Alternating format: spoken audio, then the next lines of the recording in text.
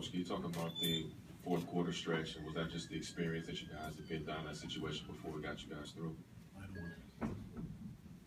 I don't know how to prove that or figure that out. You know, one would assume that experience probably helps you, but probably not as much as players making plays. Pop, do you feel like you got optimum use of the intentional fouling tonight? Good efficiency on that? I think so. We did it. So I must have thought it was a good idea.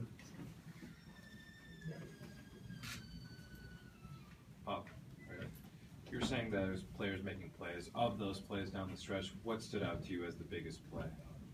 I haven't really thought about it. You know, I mean, it's anybody's game. There's just two really competitive groups. It's a missed shot here or a missed shot there, really. You know, Danny Green had the three in the corner down the stretch, would have ended the game right there, but he didn't get it. They missed a couple of free throws at the other end, and we get that rebound, and you think you're in pretty good shape, but they worked hard, they got the board.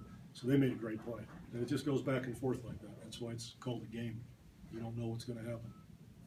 Pop, I think the Clippers go 1 of 14 from 3 tonight. To take such a crucial component of their game away, how were you guys able to keep them off the three-point line and run along? No, we didn't do that. We didn't do that. I'm sure that at least half of them were totally uncontested. They just didn't go down. It's never, we all have nights like that. You know, last game we had a night like that. And some of it was because of good defense, and some of it's just you missed the doggone shot. How would you describe tonight's win? I think you had about 5 or 6 players in double figures. How would you describe tonight's win? How do I describe? Yeah. It's a good win. I don't know how you describe a win. It's better than a loss. I'm not trying to be flip or anything. It's just I don't know what you want. I don't know how you describe wins. I mean, in the playoffs, you don't care how it gets done. A win is a win, and I never really label them. Never thought about that. Pop, back here. What kind of a luxury is it for you to have guys like Patty and Boris and Manu that you can turn to off your bench to give you that extra spark? Well, they're no different than anybody else. I mean, you know, Crawford comes off the bench and does the same thing. Everybody depends on their bench to help them in the playoffs. Without it, you don't go anywhere.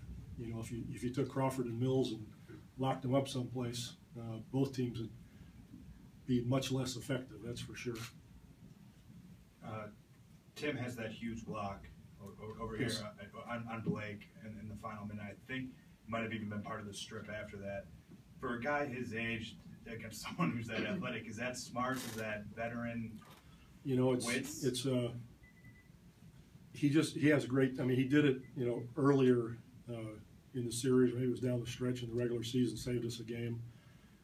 But his timing is just impeccable. I mean, he has a hard time jumping over the proverbial piece of paper, and he gets in position. You know, he knows where to be. He's played long enough. He's got a great basketball IQ, and he has excellent timing.